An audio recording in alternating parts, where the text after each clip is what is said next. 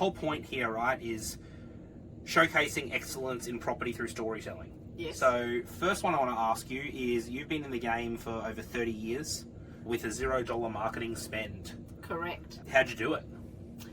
Well, initially what I did was I printed out some flyers saying how fabulous I was back in the back in the 1990s, early 90s, and your father dropped me off at the beginning of Cooperoo, and I went to every single real estate agent and walked all the way. Well, of course, Dad drove and waited in the car, giving out flyers, and I was hoping to get some work from that. Like with real estate agents? Or With real estate agents, went into Yep. every agency, and I'd say about 80% of them said to me, "Thank you, that's very nice, but we have people that we use, but we'll keep you in mind." I know And- that all too well, that conversation. Absolutely. Yep. It was like, we've got our people, and we might give you a go. We'll see. So I was very, very disheartened.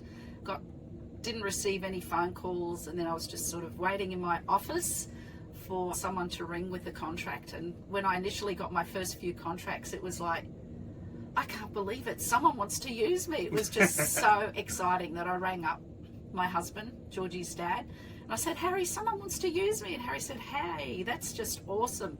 And then after like 30 years, when I get busy, I go, "Oh, not another contract."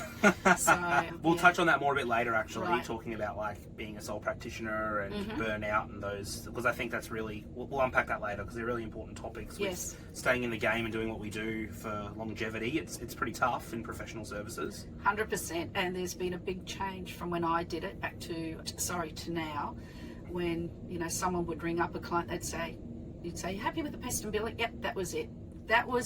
Nothing in writing, no confirming anything, no telling them what the consequences were.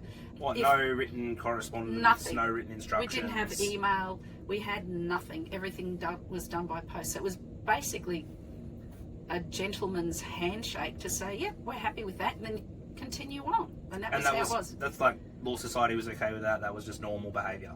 100%. Well, we didn't have email. We had nothing Yeah, like that. wow. We didn't have social media. So that's how it worked. So it was very important back then to make sure that you diarised everything, time, date, which I still do to this day. I'm a stickler for it.